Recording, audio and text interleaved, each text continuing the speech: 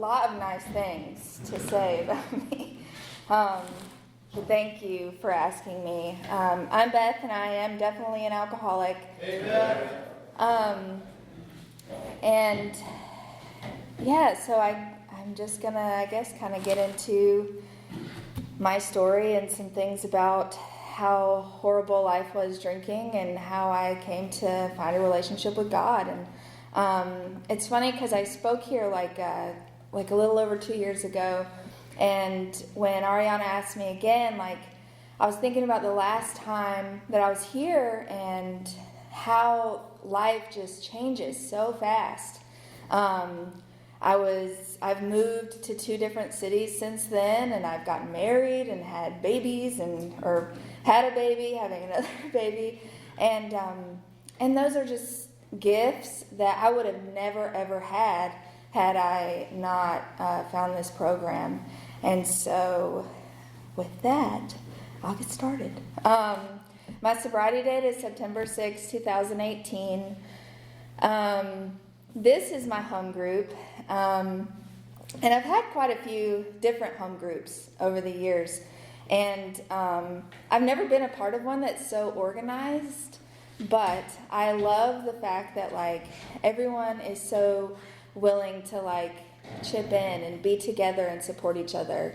I've been in home groups where, like, there's a lot of chaos. And I love chaos. So it was great, and it's cool to have those different experiences and be a part of those different communities, because it shows you that you really can get and stay sober no matter the circumstance, and no matter where you are or what you're doing or what kind of group you're in. AA is just everywhere, and it can work for any people group. So this is my home group. I'm originally from Fayetteville. And, growing up, I always felt, I don't know how to describe it, like there was always this void. I was less than, or I never really felt like a true whole person. I always kind of felt like I wanted what someone else had, or that I was never enough, or I just felt so weird all the time. And I remember as a kid, I was very quiet. I remember I was part of a church youth group, and I'd been a part of this youth group for years. And I remember we went on one trip, and I spoke on the bus, and a girl turned around and she was like, "Oh my God, you talk!" And it's funny because I'm sure people that know me today, they're like, "What?"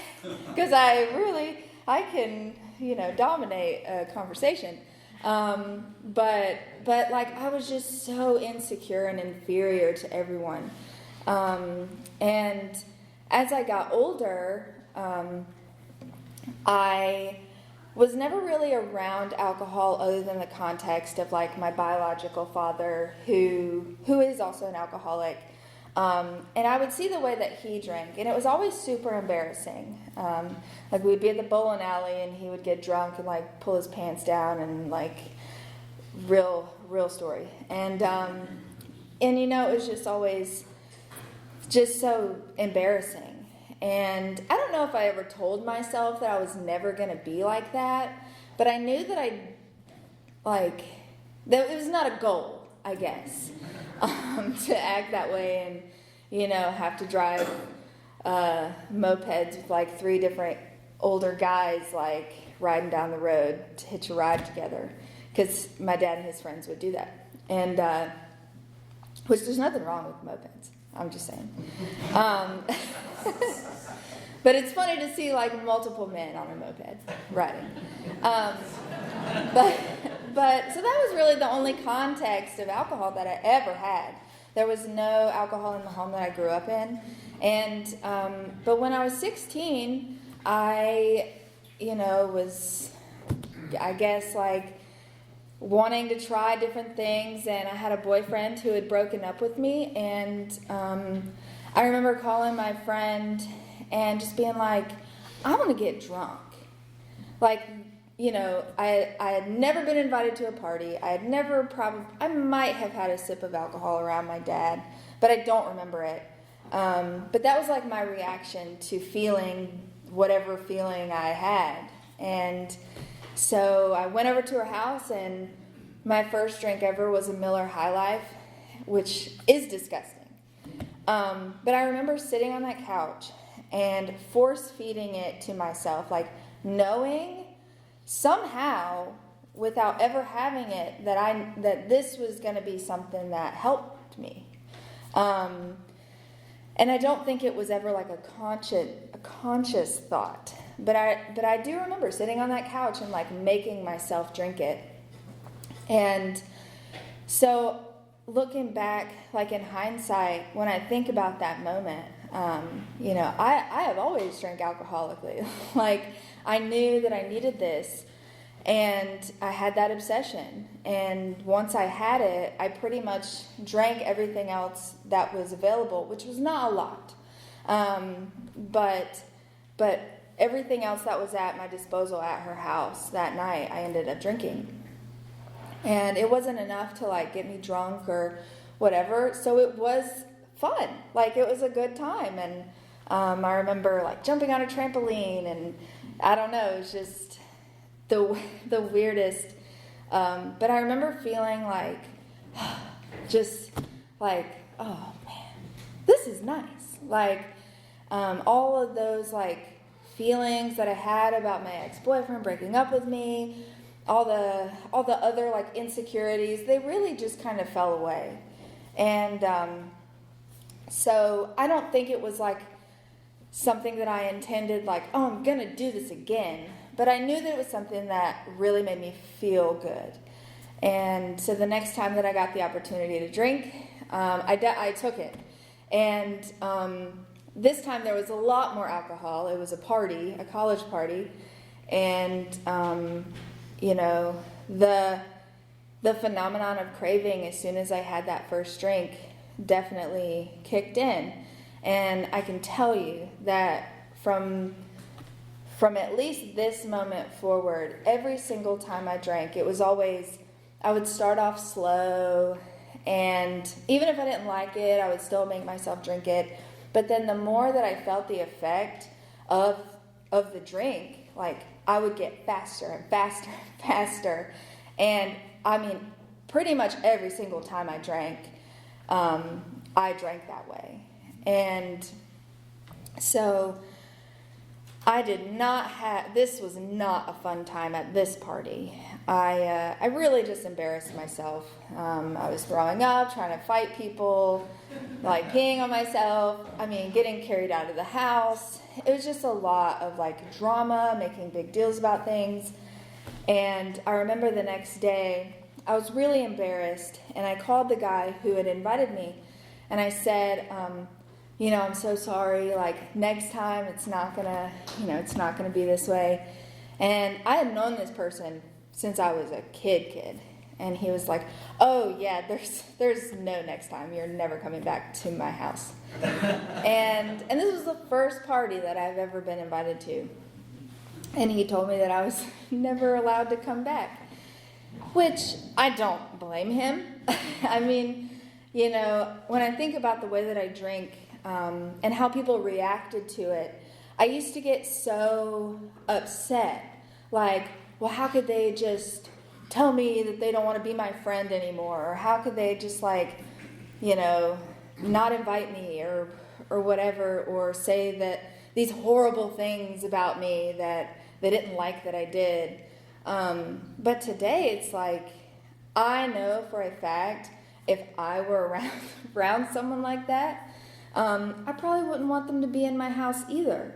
I wouldn't want them to be destroying things, like turning over, burning candles and getting wick all over the rug and like just throwing up everywhere. I was a flight risk, and and I used to be really angry about the friends and the people that would leave me, because I used to always say, well, I'm going through stuff. Like, if people think I have a problem, why aren't they helping me? But I know that there were times where people would talk to me about my drinking, and they would say, like, dude, you're like, need to chill out. And that would make me go even more in a rage, because how dare you say that I can't do something that I really enjoy, that really makes me feel like a normal human being. And so, I could just go on and on with these stories, but after years and years of this same cycle, going through different friend groups, getting carried out of bars, doing the same stuff, putting myself into really, really vulnerable situations, that, man, now that I'm, have kids, I'm like, I hope they never do this to themselves. But, I know today that I could be there for them in a way that maybe my parents couldn't. Or introduce them to people like you guys that can be there if they don't want to call me.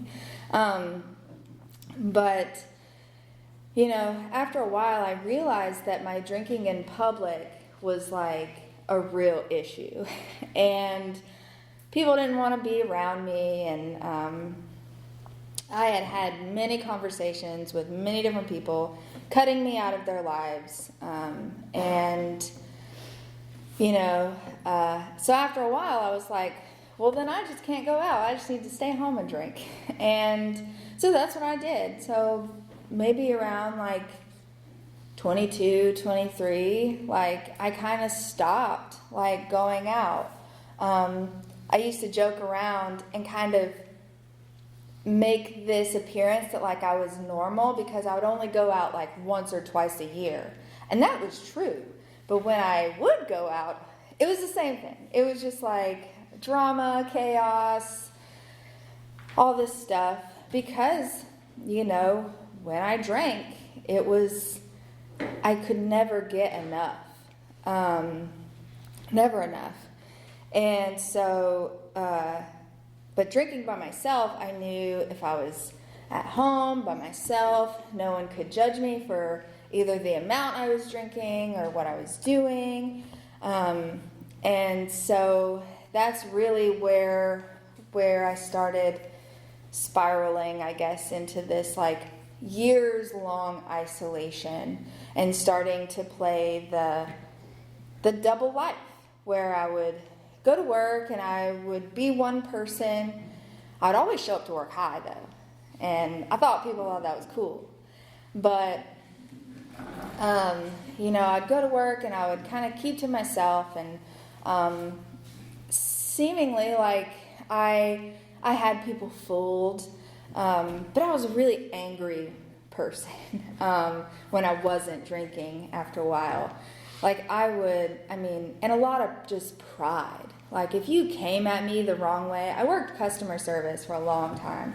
And I cannot tell you how many times like I have been combative with like people who came I worked at a gym, who would come into the gym and like, man, I was just not a nice person when I thought that you were like coming for me or trying to get the best of me. I always had to like shut it down. And somehow I kept that job.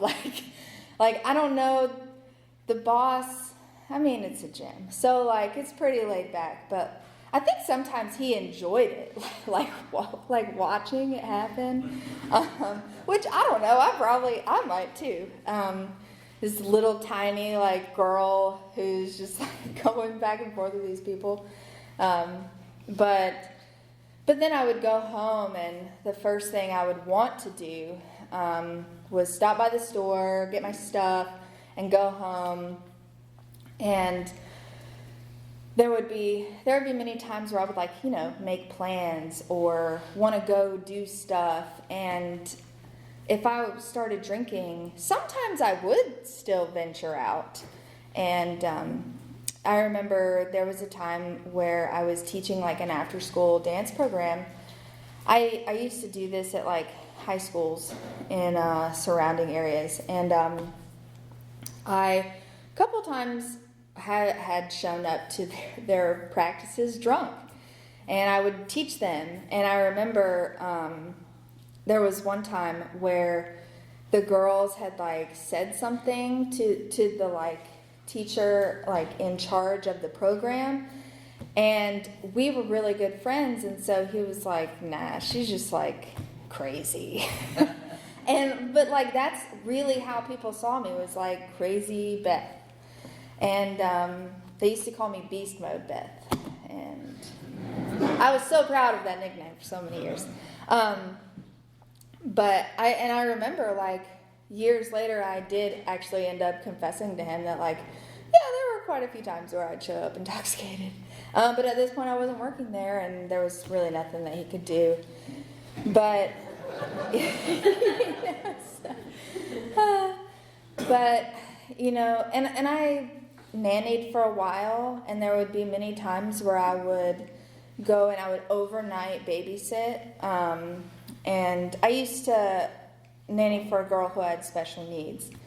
And so a lot of medical issues, a lot of things that I needed to be sober for while the parents were out of town, in case anything ever happened. And they had this liquor cabinet that was like stocked, and a beer fridge that was stocked, and they never really drank. The mom drank wine, and like that was it. And the dad might have like 2 glasses of rum or something at night. And I remember every single time I'd go over there to overnight sit, I would always say like, oh yeah, I'm just going to have like a couple of beers. Well, then I would like have a couple of beers, and then I'd be like, maybe I could get into this liquor cabinet. And then the drinks would just get bigger and bigger, and I'd always say one more. Like, one more is fine. But then like the one more is like this much, you know? And I remember one morning I woke up and I was still pretty drunk, and had to drive this girl to school. And so I did. And I always remember like that was really one of the first times that I felt like real shame for like the way that I drank, because I just thought like, man, I'm driving this girl's mom's car, which is like very expensive, and like so many bad things could have happened. And that was really like, and that was one of those things that even coming into the program, they always say there's like 1 or 2 things that you don't want to share. That was one of them. Like I had so much shame about the fact that I drove this girl to school drunk at 7 a.m. But it didn't stop me. Like that shame didn't stop me from drinking. It just made me feel worse about it. And so as time goes on, I'm still going, you know, when I'd get home, I always got like a gallon of wine. Like that was like my go-to, because I'm like, that's like enough. But then it ended up not being enough.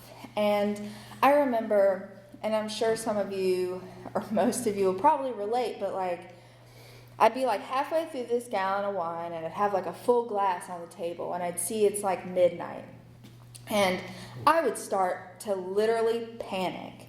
Like, oh my God, it's almost 2 o'clock. I need to go to the store right now because I'm not going to have enough alcohol to get me through this Thursday night, and I don't know what's going to happen to me. And man, I would always like, that was probably the most, it was terror, like pure terror of thinking that I wasn't going to have enough alcohol to get me through the night.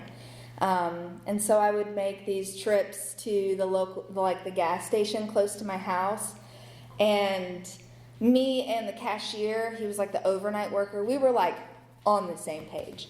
And so like I felt very comfortable like going to this gas station, because I mean, we were there. And you know, but that terror, like today I couldn't even imagine like that being a real fear. But man, I can still feel it. Like it's just, it was horrible thinking that I wasn't going to have enough booze to get me through whatever. And So because my drinking is like, my tolerance, I guess, is getting higher, I need more to like feel the relief that I need. The quantity gets much more that I'm drinking. And there came a point where I remember I would start to get scared after seeing like the amount of alcohol that I was drinking, and I would like make myself purge, because I was like, I could like die, and I didn't want to die because then I couldn't drink anymore. But I remember like this would happen to me multiple times a week for a very long time. And I would binge, and then I'd purge. And I remember when I'd be in the bathroom, I would just be like sobbing, like, why do I do this to myself? Like, what is wrong with me? And it was one of those things where like I really couldn't wrap my mind around why this was happening like 3-4 times a week, where I would be in the same position doing the same thing, but I just couldn't stop. And I mean, at this point, like I still have my jobs. I don't know how, but I still have my jobs, and like, but I have zero real relationships other than, I could talk about like, I've been married before, and that was a disaster. Decided I needed to just leave him because he wasn't serving me anymore. Got into another relationship, same thing. Just these same patterns of like, when people sort of started finding out who I was, I guess. I just needed to go ahead and cut him out. And eventually I just decided to be by myself. And so after this period of time where I'm like drinking, purging, I'm starting to get very sick. And my hair was starting to fall out in like clumps. And I mean, I have very nice hair today. So when I think about that, it's like, oh man. But I'd be in the shower, and just like clumps of hair would come out. And my skin was like a weird gray color. And I would always wear like a ton of makeup to cover it up. And I really wasn't eating much. And so I was maybe like 90 pounds, like soaking wet. And I remember during this time, I got sort of this opportunity to move to a new city, to Raleigh, for work and doing like the nanny thing. And I remember I went, and in my mind I thought, this is going to be like the new opportunity that I need. I'm going to like make new friends. I can like go day drink, and it's going to be a great time. And I ended up like renting this room out of a house. And after about a month, nothing had changed. Nothing literally had changed. And, they say, where you go, there you are. Where I went, there I was. And nothing changed. I didn't go out and make friends. I did go out and day drink. But I was just doing the same things. And when I think about insanity, I think about that, like, that I literally was just simply doing the same things, but I couldn't help myself. I could not stop. And at this point I knew, like, I'm just a drinker, I guess. Like, I don't know how to stop. I guess I want to, but I don't really want to. There was no part of me that thought I was an alcoholic. I remember I used to get drunk, and at night I would Google, what's the difference between an alcoholic and an alcohol abuser? And they'd always, you see like these doctors and stuff that put out these YouTube videos, and they would say things like, well, alcoholics need to get up in the morning and have a drink. And I was like, oh, I don't do that all the time, so I'm good. Like, yeah, I'm an alcohol abuser. That's what I am. And, I think I heard this shared sometime very recent, but it's like, if you have to ask, like, you probably might be.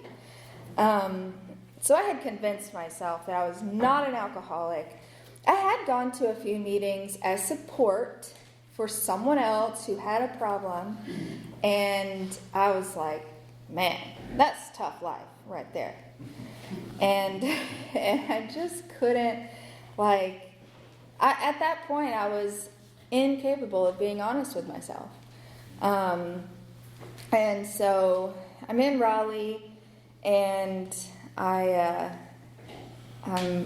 living the dream, or so I thought that I was going to be. And I remember coming home one night, and I just started drinking because I got into some trouble at work where I couldn't pass a drug test. And the family wasn't too disappointed with that, but I worked for an agency, and so they were pretty disappointed with that. And so I had to stop smoking weed, which sucked. I mean, they say you can't be addicted to weed, but in my experience, stopping that was maybe one of the hardest things I've literally ever done in my life. But so then, my drinking ramped up. And I remember I came home one night, and I was really having a hard time paying rent. Cost of living up there is a lot higher than in Fayetteville. And, I was having trouble paying my rent. I was really having trouble, putting gas in my car and eating, and I couldn't smoke weed anymore, and that was just awful. And I remember I came home, and I started drinking, and I guess, I drank for 9 hours straight, which was not unusual. But I remember towards the end of that, I felt little to no relief. And at first I was really upset, really mad, because I had just wasted all this alcohol for it to not freaking work. Man, I was really mad. And so I decided at 4 a.m. I'd go to bed. And when I woke up, that anger really turned to almost sorrow. Because when I woke up, it really hit me that this doesn't work the same way that I need it to, or that it did before. And I even still get emotional, thinking about that hurt that I had when I woke up that morning. And that was it was just hopeless. Damn, this is it? This doesn't work anymore? I can't smoke weed. I can't drink enough to get anything out of it. What am I gonna do? It was scary. And for whatever reason, I can genuinely say that this was not my doing, but I just said, in my mind, or something said to me, maybe you should go to an AA meeting. And I had no intention of getting sober. I didn't really know. I had had some experience with, the rooms, but I really didn't know. I didn't want to know anything.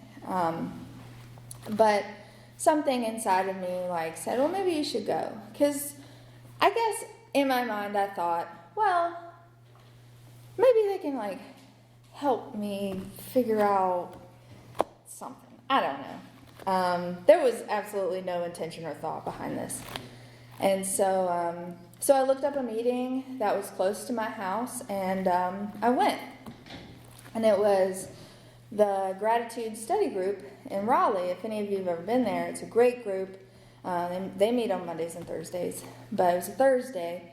And I remember just going, I was late, and I walked in, And the weirdest thing about me walking into that room was I can see myself walking in. It was very weird, like this out-of-body memory that I have.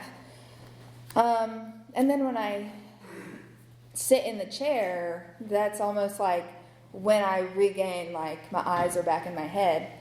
I don't know why that's how I remember it, but it is. And I think it was like a traditions meeting or something. I don't know. I couldn't tell you anything about it.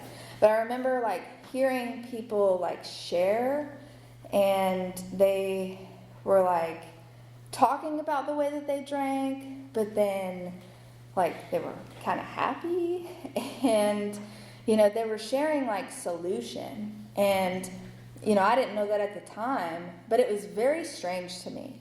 Like I was like, these people are supposed to be miserable. Like, what is happening here? And I remember I did pick up a white chip at that meeting because I had seen that at other AA meetings. Like, you get a white chip, and so that's what I did because I'm definitely a follower. So like, if you do it, I want to do it too. And so I picked one up, and afterward, man, I just remember literally turning around, and there's like this circle of women. And I mean, first you're like, hold up. Like, I just want to get out of here. But they were just so nice. Like, and they were so happy. And a speaker that spoke here, like maybe a couple months ago, she said this, and it really resonated with me. But she said, like, it was the first time that I'd ever actually heard someone tell me to come back. And that's what happened. And they were like, oh, let's go there's ladies meeting for coffee tomorrow, come with us. And I know I looked like a train wreck. I know I did. And, I thought that I hit it pretty well, but like, they really just like tugged me in. And I remember the next night, like, I met up with some ladies for coffee, and they just kind of were talking about their drinking. And what really stood out to me was like they talked about feeling the way that I felt that day, like in that moment, but like they didn't act like they felt the way that I felt, which was strange. And you always hear like, find someone who has what you want and like ask them how they got it or whatever. I had not heard that yet, but I knew there was like something about them that resonated with me. I connected with them, even on stuff other than drinking. Like my cat, like I would get into like these deep isolated depressions where like my cat would just like crap all over the place, and like I wouldn't do my dishes for a month, and my clothes would pile up so high on my bed that I'd be like sleeping on my couch. And people were like sharing about stuff like that, and I was like, me too. Like I thought I was the only person that did that. And so what's really cool about that Friday night ladies coffee is that they actually met every single Friday before a meeting. And from that night, like I knew I could always count on that Friday night coffee and that meeting. And that was a huge, major part of my recovery, knowing that I didn't need to call anybody. I didn't need to like make sure there was a seat available for me at the Starbucks in Cameron Village. Like if I went there on a Friday night at 7:00, like I was going to be greeted by people. And there were many times through my sobriety where I would be like having a hard time. And I wouldn't call anybody. I would just show up. And the right people were there exactly when I needed them to be. And so thus starts like this AA journey. I remember a woman kind of pushed herself on me a little bit and was like, you should maybe get a big book and maybe we should like read together. And so I was like, okay. Because I think I'm like still drunk at this point. Like I don't think I had completely detoxed. So I was very like impressionable.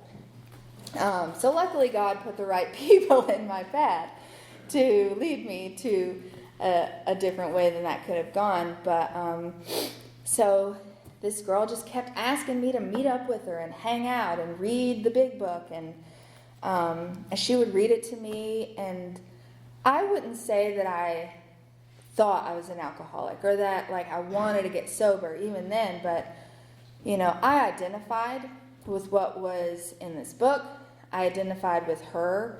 And I knew that I was miserable. And she seemingly was pretty happy.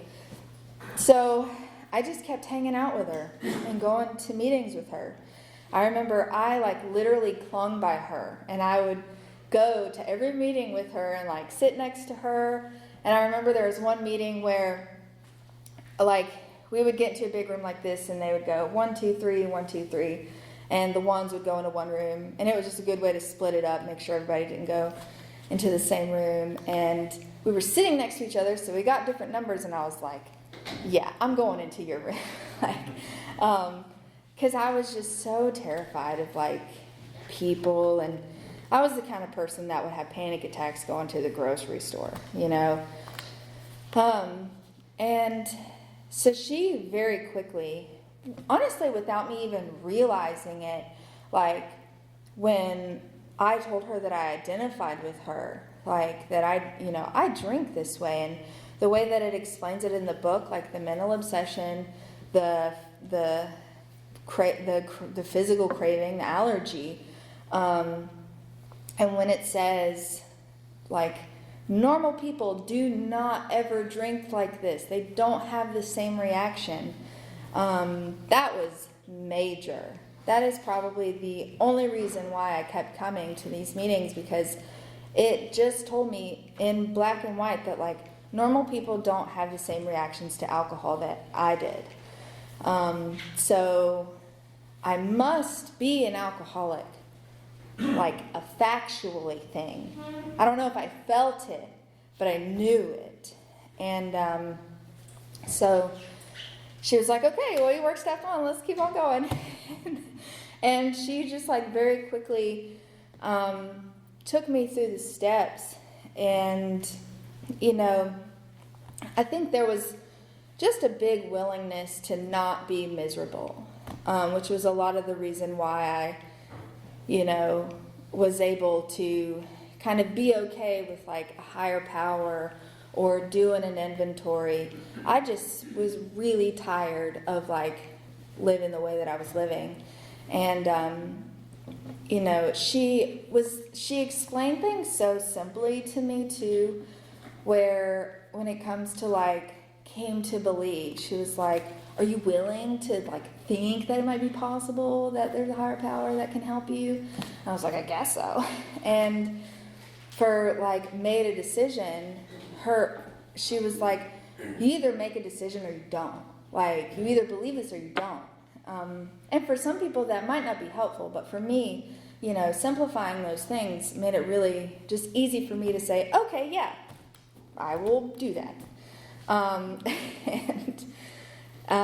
when it came to the inventory, I hear like a lot of people get stuck on this. But I was actually very excited because the only thing that I saw was the word resentment. I had a lot of those, and I needed to get them all out and talk about all the people that I hated. And this is I'm not like exaggerating. I was very shocked when I would like tell her about something. She'd be like, okay, and what do you think your part in was this? And some of my answers were like, I was born. Like I talked to them. I let them into my life. Like I had a very hard time accepting responsibility. And, there were some things on my list that she just made it very clear that like, if I held on to, that I would probably drink again. And she really didn't sugarcoat anything, which I think was really helpful for me. And I was like, well, I don't want to do that. And so that was the first time in my life that I think I was ever able to be like, okay, well, maybe you're like onto something. Like, you're not totally right, but I'll like listen to what you have to say. And, you know, that fifth step was really, really powerful, because it really was the first time in my life that I had ever been willing to like listen to someone telling me something different than were my own thoughts about things, giving me different perspectives, and giving me options. Like, you know, she didn't force me to do anything, but I think through prayer and her willingness to just help me not die, I think that was a big reason why I was able to listen to her. And even with like 6 and 7, it was just a very simple thing. Like, do you want God to take away these defects of character? And I'm like, I guess so. I don't think I have that many. and then it was just like, now do it. Now ask him. And that's kind of like, even today, I have to like simplify things. I remember I was working with one person, and we did a fifth step, and we went over sort of like defects, and they asked me like, okay, well, what do I do with these? Like, do I need to go like journal about them? Or I'm like, oh no, you just ask God to take them away. And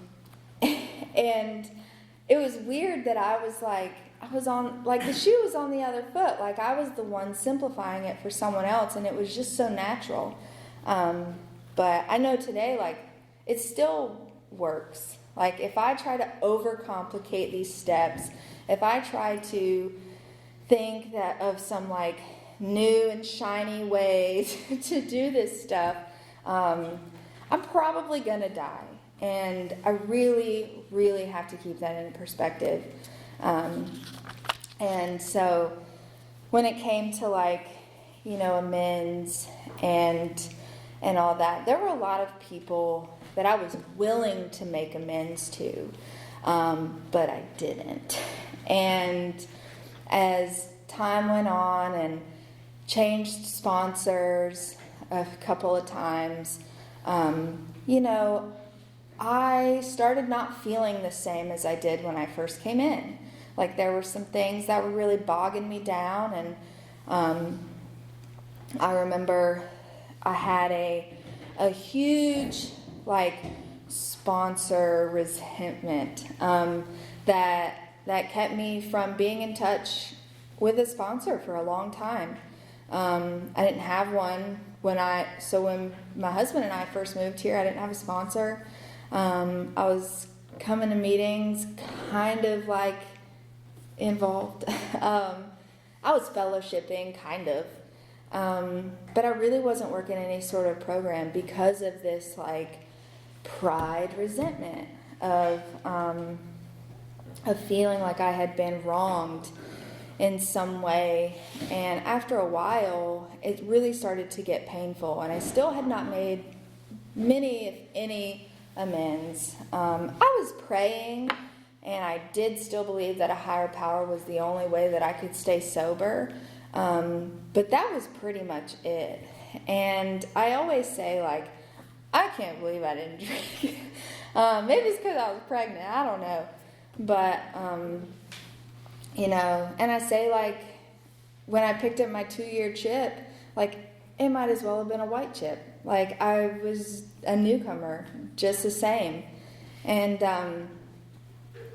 so, long story short, I ended, as Ryan would say, I ended up meeting a woman who shared about, like, kind of what I was feeling and what I was going through. And I asked her to be my sponsor, and I really felt led. And, man, that was like, God really knows what he's doing, y'all, because she really changed just so much for me. And I guess it wasn't really her, but God, like, working through her and her experience, because she really challenged me to, like, go through the steps again. And we did an inventory, and it was so, I've done a lot of inventories. I do, and I still do them, like today, because they're so important. But, we went through, and she really, really pushed me to make these amends that I'd been putting off. And I can tell you that once I started making direct amends, not living amends, which I think are also very important. You can't be like, or I couldn't be like 2 days sober and like, oh, hey, I'm sorry about the thing I did, because it doesn't mean much. But, when I started making these direct amends, like, that's really where I saw the transformation in myself. Like, I could see a difference, and I could just see God, like, everywhere, because it really, really helped me take away a lot of my pride. Like, that's really my biggest issue, is like, I'm really self-centered, I'm really selfish, and I have a lot of pride. And if I ever let those creep back up, like, in any way, I know that I am, like, really close to a drink. And if I drink, I'm gonna die. Like, it just is what it is. And that's how I remain, like, in the position that I feel like I try to remain.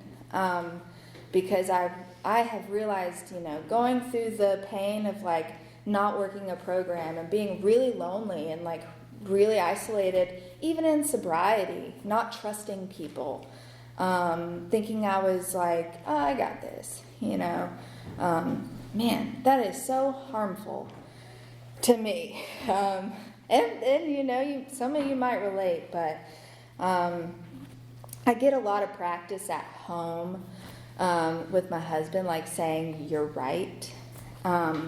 And that is something I talked about this on Monday, I think, or maybe Tuesday, but, like, I have to practice it. like I don't ever feel like, oh, you're right, I'm wrong, like, man, this is good stuff. I'm like, okay, you're right. And I just have to sort of, like, put myself in those positions, because I know, and it doesn't mean to be a doormat to everyone, but it also means that, like, I can't put myself on this pedestal. Like, I will wrap it up. But, one thing I can say is, like, this journey through AA and, like, really trying my best to work the steps, and when I'm really connected to a sponsor and with other women and, like, sharing what I have, I guess, with other people is really, really powerful. The relationship that I had with my higher power in the beginning is totally different than it is today, and I know that that's because of continuous inventory, continuous amends, continuous prayer, and, like, submission to, I don't fear alcohol. The obsession is removed. But I know that if I don't continue to do these things, that it will come back. Because there have been times in my sobriety where it has. And it's scary to me. And so, I don't know, if you're new, or if you're not new and you're like me and you just, like, are going through a rough spot, like, I can say that once I finally submitted, and I finally was like, I'm going to do this, and let go of pride. Like, man, life is so different. I can walk through anything, I've walked through sickness in my family. I've walked through a lot of scary stuff, like with my kid getting sick, and he had COVID, and but never once do I ever have to think about a drink. Like, it is possible to have permanent recovery if you're doing what this book suggests. And that's just my experience. And so thank you so much for just letting me share. I hope somebody got something out of it. And I will leave you all with this. It's the last part of A Vision for You on 164. Our book is meant to be suggestive only. We realize we know only a little.